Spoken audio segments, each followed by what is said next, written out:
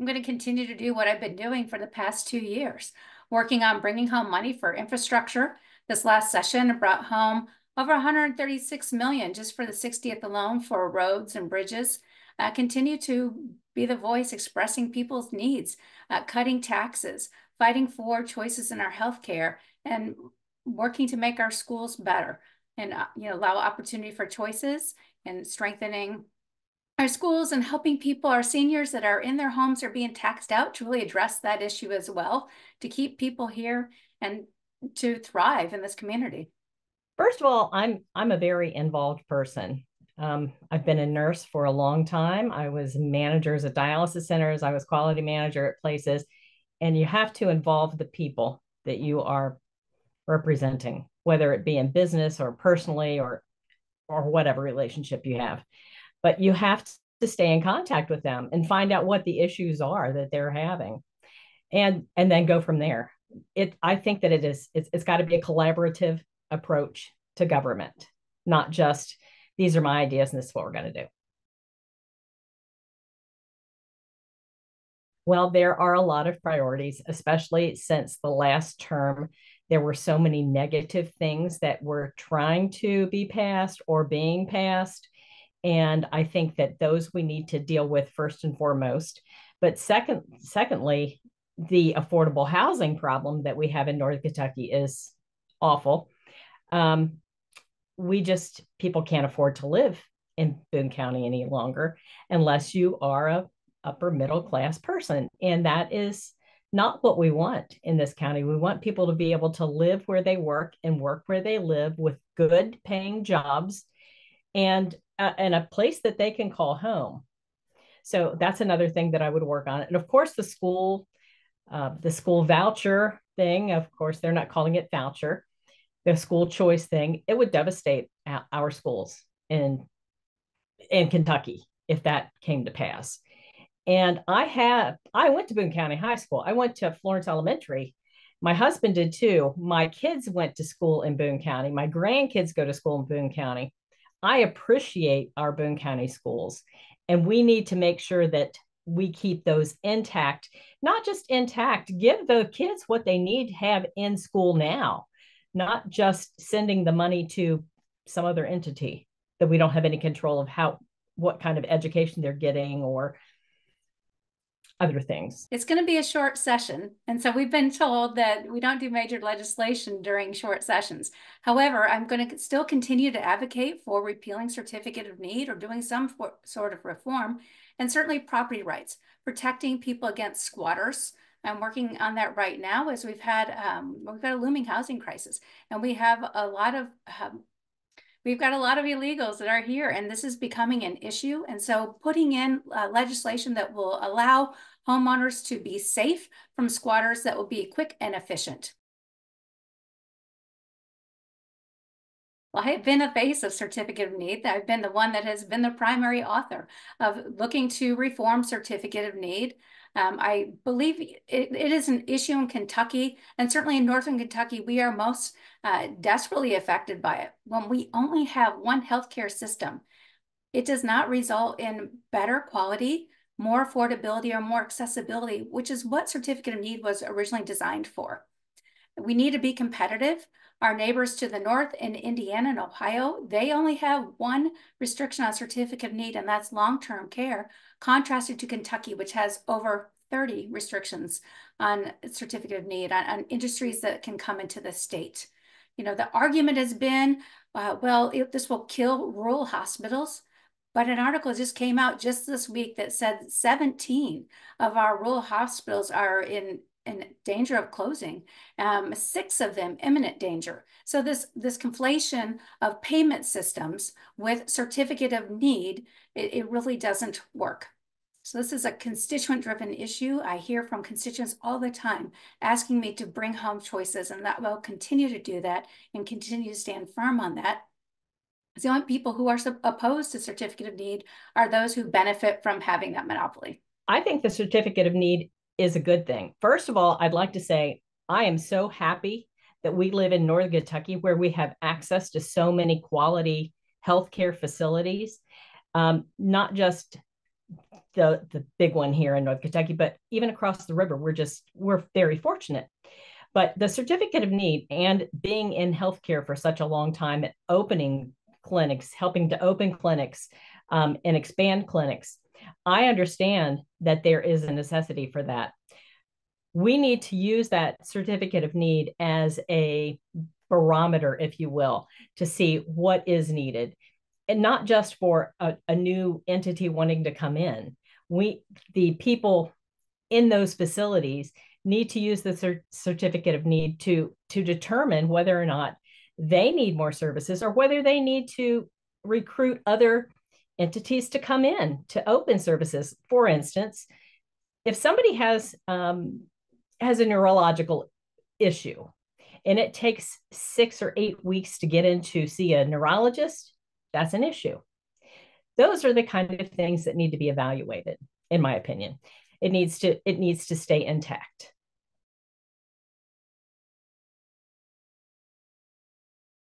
I will absolutely be voting no on Amendment 2. I do not want our education system to be dismantled, pretty much. And that's what will happen. That's the beginning of the dismantling of our education system. And we cannot do that.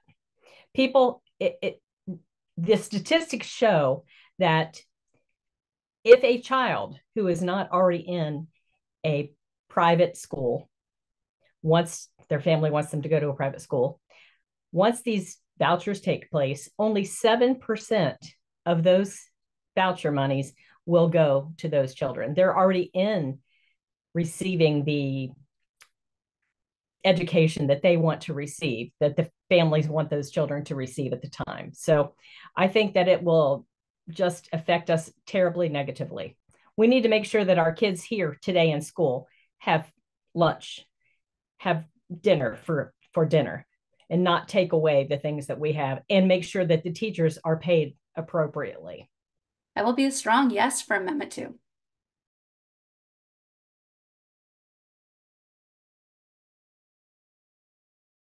Well, if it passes, I think people need to understand that Amendment 2, all it does, it gives us an allowance, not an allocation. So it allows the General Assembly to really look at what are different ways that we can bring choices of education to Kentucky. We've got a lot of examples across the United States that we can look at and see what fits best for us.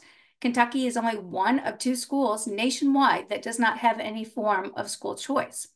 I think we have some things like Ignite Institute here in Northern Kentucky. I think that's been a very successful model of what public education can look like, but look at the people that are wanting to get into that, to want those kind of services. I believe that money should follow the child, not the system.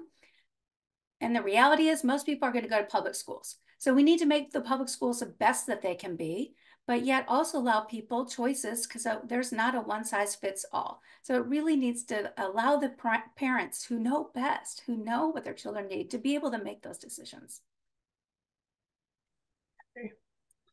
Do you believe there should be exceptions for Kentucky's abortion ban? And if so, what would those exceptions be? Well, it's set a law in Kentucky. Their abortions are illegal. For me, I look at what are my constitutional duties, and those are very clearly outlined to protect life, liberty, and property. So those are my goals. I stand firm on life, even those of the unborn. Let's hope it doesn't. We would have to have a lot of bipartisan discussions and evaluation of what's happening and how to do that. Hopefully we can become more bipartisan, because we don't get things done unless we work together. We have got to start working together and unify this country, this Commonwealth, and make sure that we're talking about the issues, about the people, and about our communities, not about some pie in the sky decision that should not be made regarding one of our constitutional whatever it's called. I'm sorry. Constitutional amendments.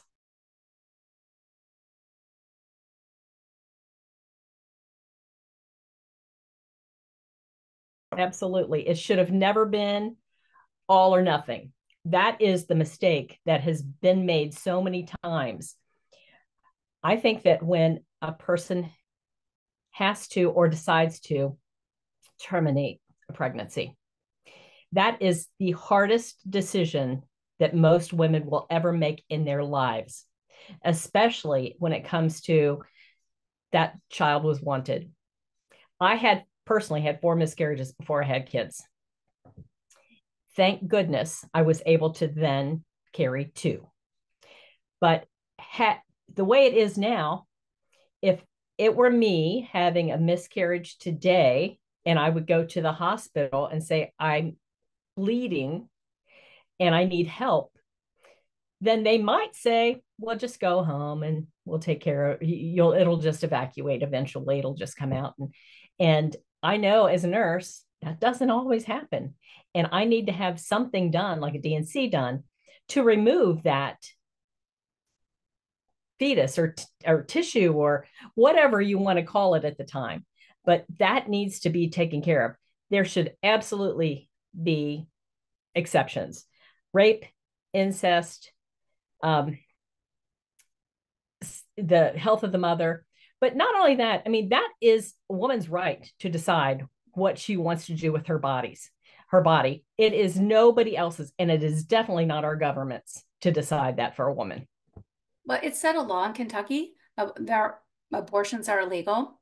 For me, I look at what are my constitutional duties, and those are very clearly outlined to protect life, liberty, and property. So those are my goals. I stand firm on life, even those of the unborn.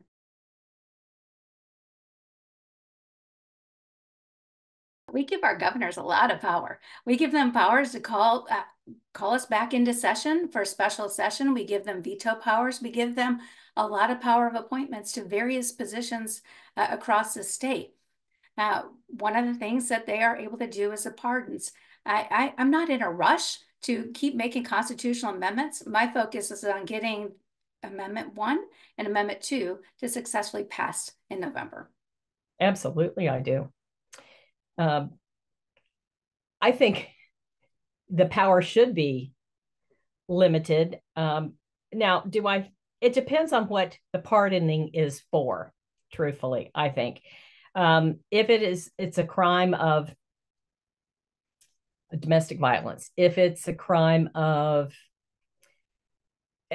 very serious crime, I don't think that person should be pardoned. There are a lot of other reasons that a person could be pardoned, and that needs to be evaluated.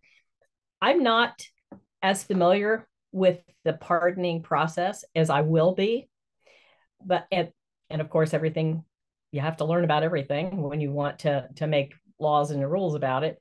So I would have to investigate that further.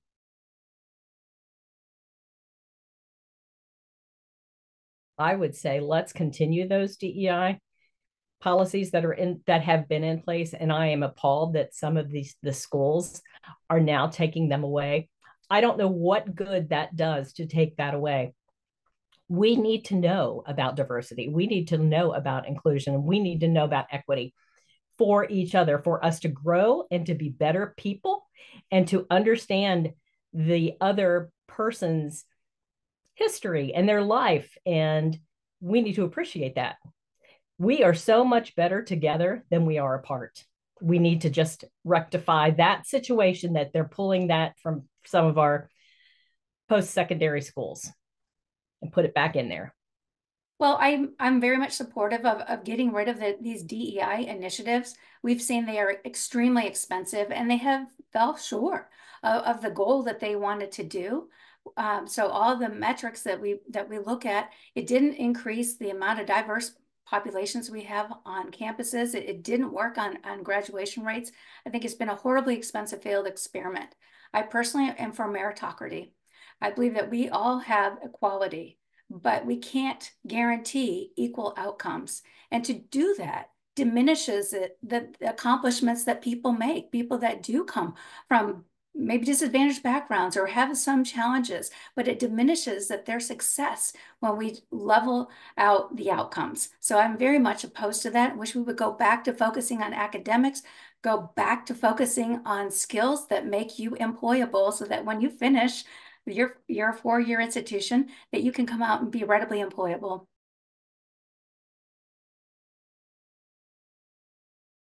I don't think the answer for housing is government intervention. We can look back in 2008 and see the housing crisis that was created in many ways by the government intervention.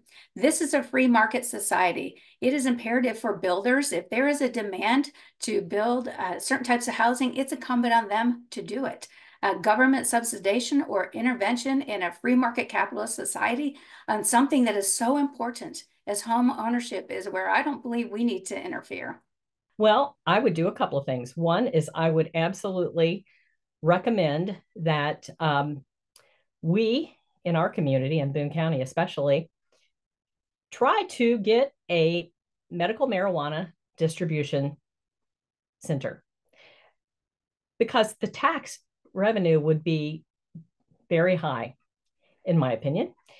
However, even taking that a step further, I would really like to see recreational marijuana also approved, and that all of that tax money could go to housing or to a million other things, but that would be so helpful. Not only that, I think that the people in who are sitting right now in jail for an infringement because they had some marijuana should be released and their record should be expunged. And I've never ever in my entire life smoked pot. I don't drink alcohol. I do know the benefits of both of those. I do know the benefits of marijuana. As a nurse, I've seen that firsthand, how it helps people, especially people with tremors, seizures, anxiety, chronic pain. It is a wonderful way that people cannot use narcotics and have an option.